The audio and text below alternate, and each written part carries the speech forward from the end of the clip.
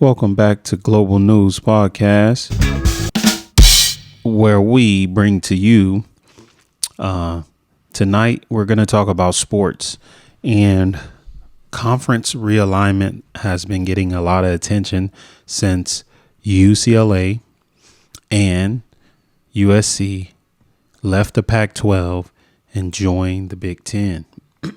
Excuse me. And with that being said, we have Oregon at the top of the discussion for joining the Big 12. Okay. Now, do we believe that this will be good? Well, let's talk about it tonight. Let's go over some of the pros and cons for Oregon moving from the Pac-12 to the Big 12. Now, the first thing you want to consider, I understand that it's about wants, it's about TV revenue, money, things of that nature. But the facts are location, okay? Location.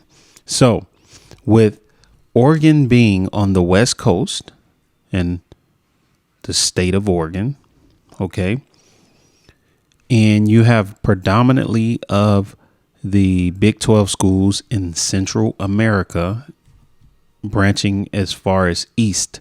Now with the addition of UCF, this brings into question how and what schools would take part in the conference play and how often, because you now have schools spread out throughout three different time zones. BYU, Oregon, I guess that would work, right? But that's only two schools. So you have Mountain, Pacific, Central, and Eastern time zones. Now, let's look at the expansion of the Big Ten when they poached the Pac-12, UCLA, and USC. Well, that is kind of out of the ordinary with the Big Ten's central northeast or north central part of the United States. And as I mentioned before, LA, that's on the West Coast, and traveling time zone, that's like a wrench. So, excuse me, it throws a wrench in the whole location, matches, as well as conference play. Now, excuse me,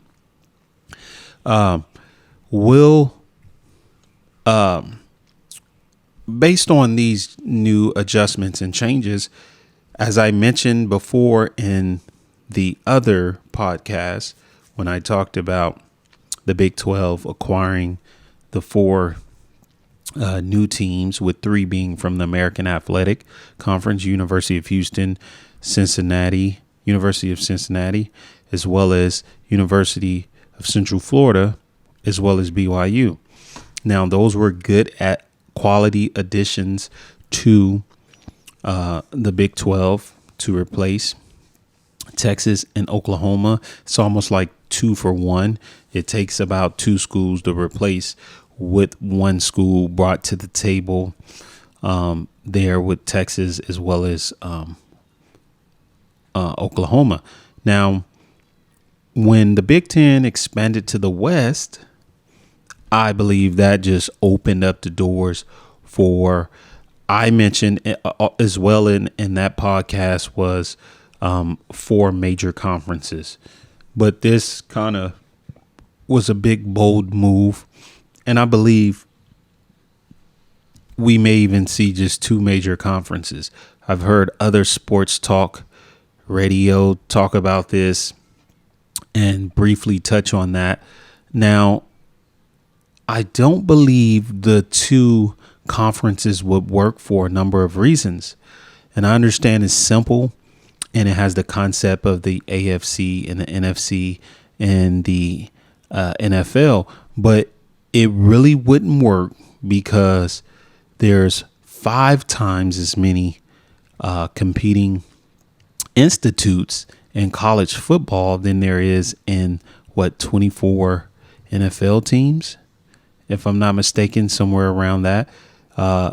And you have to understand that there's different schedule conflicts. Everybody is not going to be able to play at the same time on against each other or whatever. I think scheduling would be one of the problems. And then who could afford to travel across the country? It will isolate schools to be playing in their regional area. I mean, it could work. Yes, you could literally put something together to where it works, but it's just going to end up looking something like the NCAA tournament.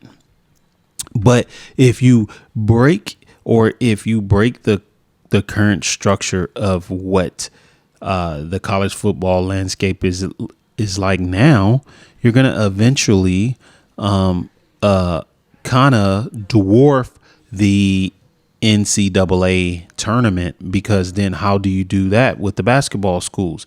And that's the difference between the NFL and college. The NFL only deals with football. They don't have a team that is attached, basketball team that is attached to their football team like colleges and universities does. That's almost like saying the Houston Texans and the Houston Rockets are conjoined by the city of Houston, so they play simultaneously on off seasons and cohesiveness with other schools. So that's one of the reasons why that wouldn't work, because what you're going to do for basketball when it's time for basketball, right? And not to mention, how is the structure going to be for gameplay? And then there's just going to be a scheduling frenzy, and it's just going to get out of hand. So are we going to break off football from universities altogether? That would be different. That would be weird. But so with that being said, it's going to be an isolated regional thing with 2 conference. I don't believe that would work. It's just too many other elements involved with college sports. And then you have the track, and then you have tennis, and then golf, or whatever. The list goes on and on. So it would be complicated. Now, 4 major conferences, I can see that. I can see that clearly, because and that's what I think the race is ending up being. And this is kind of icky, because you have schools that watched from afar while the Big Five or the Power Five was playing, and they wanted a seat. They all wanted a seat at the table in the big leagues, and all to no avail. Conference realignment has caused for poaching and getting the best schools and TV contracts and so on and so forth, and who's worthy and who isn't. Well, with that being said, it left a lot of people wondering, how would that fit? And then you came out with the new playoff structure. Okay. College playoff, football playoffs. And then I believe it started with 4 teams, and then the talk. Now, to be honest with you, I believe 8 slots. It should go to 8 slots, and that totals 16 teams. 8 slots, 16 teams. Count it down, and you got a championship. Now, it's simple, because you could do that and still not impose the 2 conference. See, this is 2 separate things. If you just focus on the actual playoff structure, get that right to 8 teams, there's no need for making 2 major conferences, because it wouldn't work anyways. I'm telling you, it would not work, because you have basketball, and these universities are adjoined with the football, and then there's going to be scheduling issues. So it can still work. I believe that you structure the playoff to fit 8 slots. Okay. That is 2 teams in each slot. And then they all play off for the championship game, which would draw in more exposure to TV revenue, so on and so forth.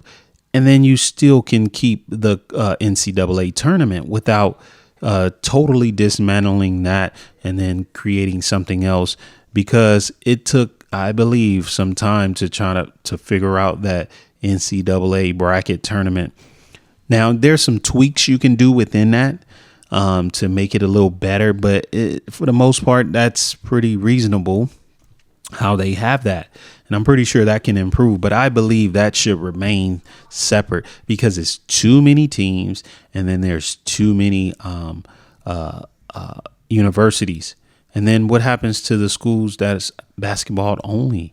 You know, do they fall out of the picture? So, yeah, once I believe everything is straightened itself out, once the college football playoff structure settles to a permanent playoff, slot, because we know now that, you know, I think it's 4 teams or 4 slots or 4 teams, and then you hear them talking, and it may go to 6, it may go to 8. All this type of talk initiates conference realignments because each conference want to position themselves for the best possibility to make it to those 4 slots. It's called competition. Well, here's the thing with that. That was triggering the realignment along with TV deals. And so right now we know the SEC and the Big Ten is considered the strongest football conferences because of the different the stats, the number of championships and appearances and so on and so forth in the BCS bowl games, and now leading into the new college playoff structure. Now let's look at an 8-team format. Okay, if you go to 8 slots, you have 1, 2, 3. You have 5 conferences at this point, and then you have the 6th, the best of the best of 5 gets an invite, and then you have six slots. This is in the current structure as it is now, and then the teams play, and it's a voting thing, right? And then there's votes based off of strength of scheduling, number of wins, number of road game wins, and so on and so forth. All that would change when you make the slots available. Now, since it's currently 4-team playoff, you have 4. You have the conferences trying to strengthen in their conference to be able to automatically get that bid in one of those slots. So, what does that mean? Like, let's say they don't change the playoffs structure and they keep it like this. Well, as you already know, there's going to be a conference. I'm sorry to say this, but there will be one conference that will be looked at as the have-not, or should I say irrelevant, right? Because you're going to have the conferences with the strongest teams and so on and so forth getting the bigger bucks. And we all know what happens when they get most of the money. It's not enough left for the other ones. So at this point, we know we got 2, I would say possibly 3. The ACC is strong. I understand that they are doing something or going through something right now with them being locked into this TV contract, but they have a lot of teams, a lot of brands, a lot of strong brands that can compete. Okay. And they just do traditionally. So they are like the 3rd strongest conference. Now it's out of who is left? Pac-12 and Big 12. Okay. Okay, that's who's left. Now, are they going to merge? Who's going to be the one that fall? Well, let's look at it like this. The Big 12 expanded before the Big 12 expanded before the poaching of the UCLA and the USC, right? So what did that do? That positioned the Big 12 to have the upper hand at being that fourth conference. It just does. So what does that mean? So let me tell you, Pac-12, get ready for it, because guess what?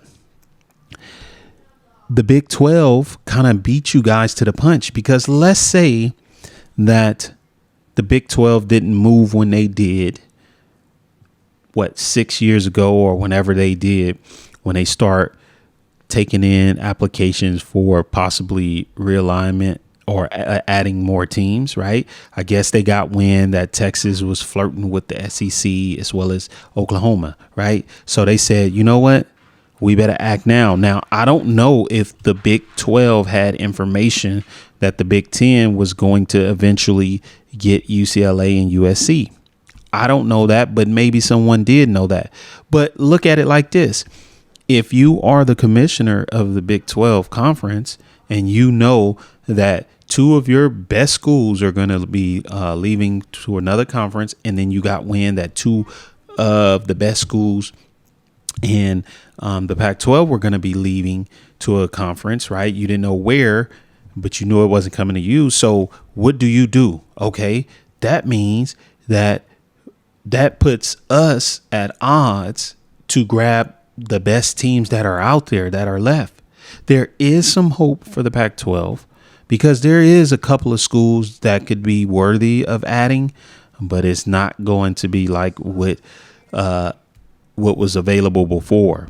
See, the Big 12, I think, had about 17 different schools auditioned, meaning the pick of the litter, whoever, all of the possible schools that are out there that had potential, they had to meet a qualification and a check to see which ones would fit and which one wouldn't, the strongest ones and the least strongest ones, right?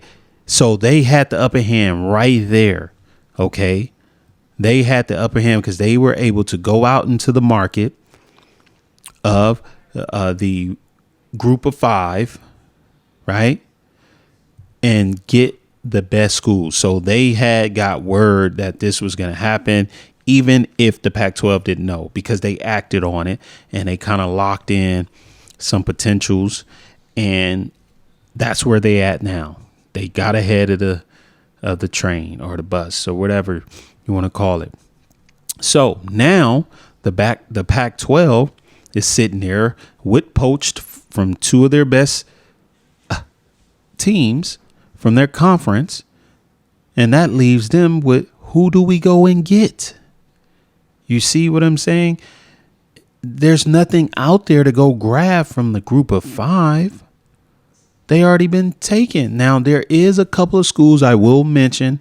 I will put a couple of schools in the bucket that are potential. I'm not saying they're going to do it, but this is something that can be built on. And I'm going to say that. But at this point, right now, it seems like the Pac-12 may fall out of place if they do not coincide with what the Big 12 is doing. In other words, it gave the Big 12 more leverage over the Pac-12, meaning that it's almost like pecking order. When the commissioner of the Big 12 makes business suggestions or suggestions to the Pac-12, they're going to listen, obviously, because now they're like the fourth. Basically, the Big 12 is like the fourth strongest conference with what just happened with the USC and UCLA going to the Big 10. Sorry, that's just the truth right now. So either at this point, now look, the SEC is too far away. They don't want no schools from the Pac-12. The ACC is also too far away. They don't want any schools from the Pac-12.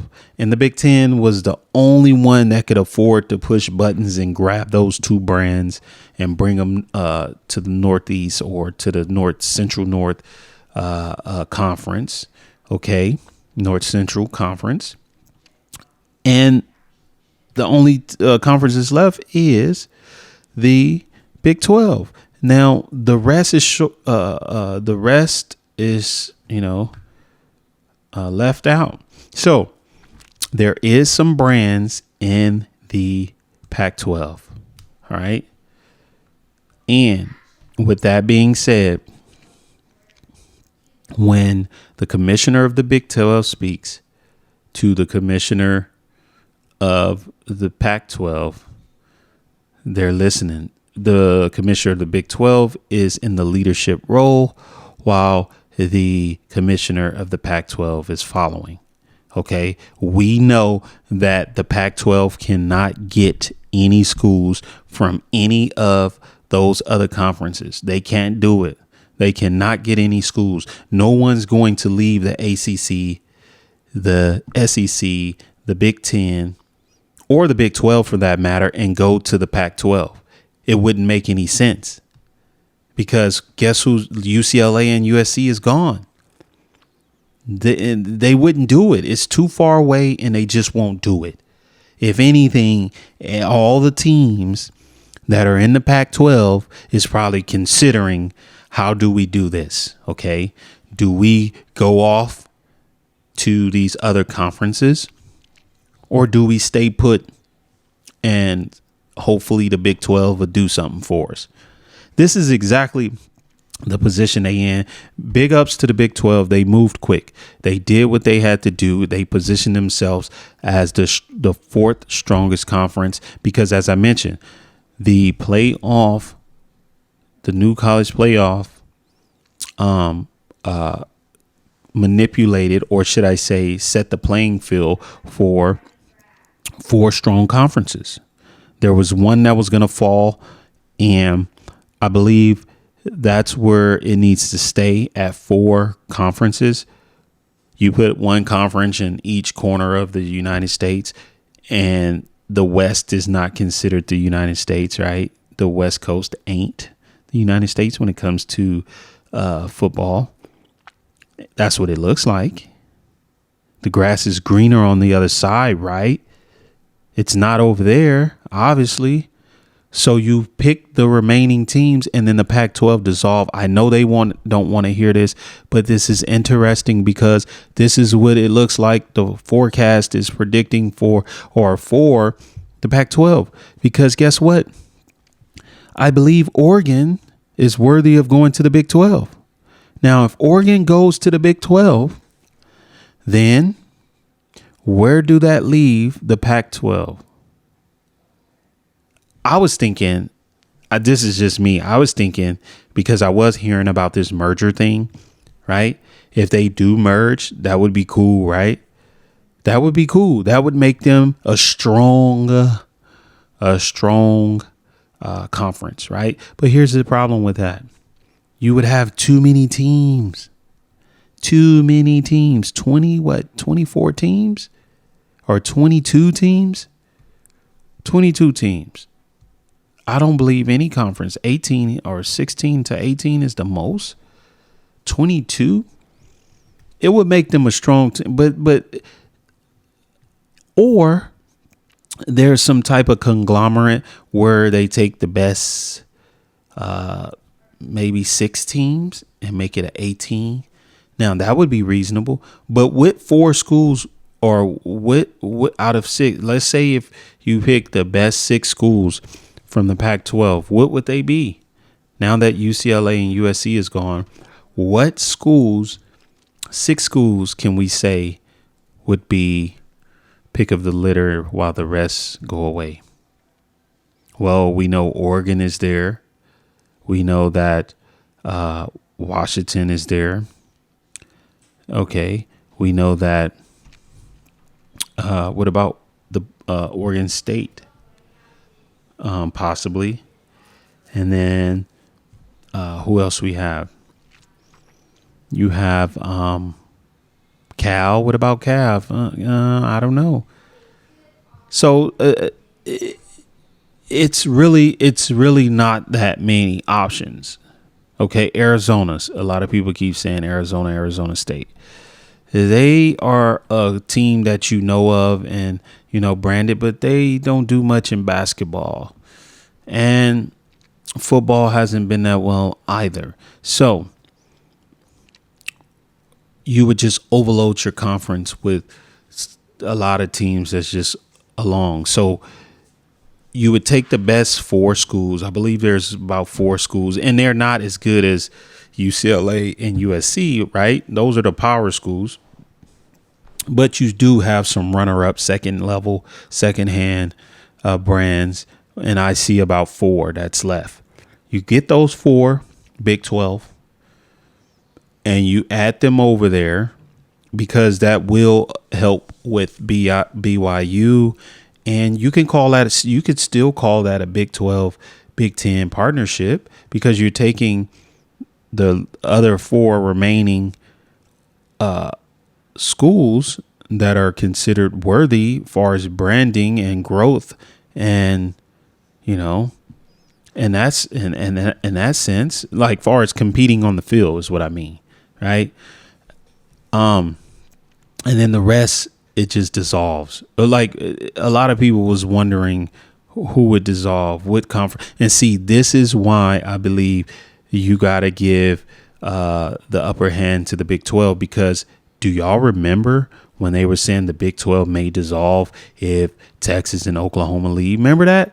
That made the commission be like, oh, no, because at that time, everybody was geared and locked in a position, and they felt that they was good. And see, that's why you never underestimate the one that you think or believe is the outcast or the underdog or the one that you would least expect. You never underestimate that, because to be honest with you, when all this realignment happened, the first time there was like 3 different waves. I think this is like the 4th one. Everybody counted. They said the Big 12 would dissolve, or that it would if Texas and whatever left. And that made Balbowski, I believe that's how you pronounce his name, be like, oh, no, that's not going to happen. We're going to act now. And they did. And they strengthened their conference because they went out. They said, we're going to swallow our pride. Okay. We're not going to go to these other conferences and try to get teams from there. We're just going to go to the group of 5, because we see some schools out there that would be worthy of adding that are good. And that's what they did. And with that being said, guess what? The Pac-12 ended up being the one that was left in the cold. And to be honest with you, I don't know if y'all realize that, but it was almost like the Pac-12 was on a desert island anyways, because for one, the games were too late. Everybody is asleep. Think about that. Eastern Standard Time, Central, and barely Mountain. By the time they playing on the West Coast, everybody is asleep. It's like 12 at night. They playing games, and that's what made them kind of like, who's watching? Like, I'm just saying, it didn't fit. It kind of even seems so. It's almost like as the sun rises in the east and sets in the west, and then you hear about things first according to the hours of the sunrise all the way to the sunset. It's like they didn't get the message, or they didn't get the news. It's not funny, but it's like they didn't think that they would be poached or whatever. I don't know, but it seems like that they may dissolve, or there may be something with the Big 12. Now, if Oregon goes to the Big 12, then we can for surely say that that'll be the end of Pac-12. So if you are the Big 12 and you want to be that 4th strong conference, you go for Oregon and maybe one more other team, And then that'll be the end of the Pac-12. And no one saw it coming, and no one even knew that that was going to happen. But yes, it happened like that. And so with USC and UCLA announcing a move to the Big Ten, the future of the Pac-12 is uncertain. This is just the truth. And Oregon remains arguably the biggest player left in the Pac-12, following this move, basically. So when you line the Ducks up, 1, 2, 3, literally, they are number 3, Oregon Ducks. The Ducks have been at the forefront of college athletics in large part thanks to Nike founder Phil Knight. Okay, Knight wants Oregon in either the SEC or the Big Ten, right? That's what he wants. If given those options, according to John Casano, okay, Knight is the largest supporter of Oregon athletics and has helped establish the Ducks as a premier athletic program through breathtaking facility upgrades, okay, and NIL opportunities. It says he will not sit back and watch other schools fortify their future in the new conference while Oregon is left behind. So there you have it. You're going to have the co-founder of Nike push Oregon to leave while he can. So you might as well say that'll be the end of the Pac-12 as we know it. Okay, the Big 12, you better grab what you can to keep your position as 4, right? Because I don't see no schools leaving the ACC, the Big 10, or the SEC to go and play in the Pac-12. It's just not going to happen. It's just not going to happen. And the Big 12 is closer, the closest school to the Pac-12. The Big 12 is the closest conference to the Pac-12. Okay. Knight is the largest supporter of the of Oregon athletics and has helped establish the Ducks. Okay. Now, the Big 12 has been an active player in realignment since Texas and Oklahoma announced their departures from the conference last summer. Okay. The Big 12 quickly added Houston, UCF, Cincinnati, and BYU to stabilize the conference for the near future. Now, I just mentioned that, okay? When USC and UCLA announced their departure from the Pac-12, the Big 12 saw that as an opportunity to poach other schools in the Pac-12 that may be looking for new homes. Okay, you got Arizona State, Colorado, Utah, and primary schools being targeted by the Big 12. Wow. So those are the schools they're targeting, right? The conference, additions to the conference, with Oregon and Washington also under consideration. Those need to be the only consideration, if you ask me. Okay. Wow. Oregon will not join the Big 12 if Phil Knight has any say in deliberations. Okay. If he disagrees, it's not going to happen. He wants them to go to the best. But who's going to fly from Oregon to Southeast Conference land or the Big 10 Northeast Conference land? I mean, the Big 10 is closer, but they already got who they wanted. They got UCLA and USC. They got the market of LA sold up in the box, in the bag, whatever you want to call it. And that's where they going. So I don't see them adding Oregon. The Big 12 is the only fit. I mean, I understand, Mr. Knight, that you want the team you've backed for so long to go to these conferences, but it just don't make sense logistically, as well as from a standpoint of location wise. It just doesn't make sense. Okay, the SEC and the Big Ten are two of the most desirable conferences, as we know that for any schools, given their enormous media rights deal and the security of the future of college athletics. Okay. The landscape of college athletics seems to be shifting by the day amidst conference realignment, and Oregon may be the next big domino to fall. So with that being said, here you have it. Big 12, go for it. Whatever you can get from the Pac-12, the Pac-12 is done. That's it. After what, 2 more schools leave? Yes, they had that, though, these other tier schools with Arizona State, Colorado, and Utah. But and the closest to the Big 12 is Arizona and Arizona State.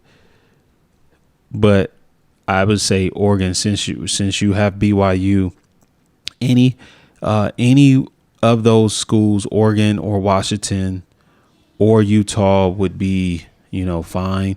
But if you want to go for all around program, you're going to go with Oregon.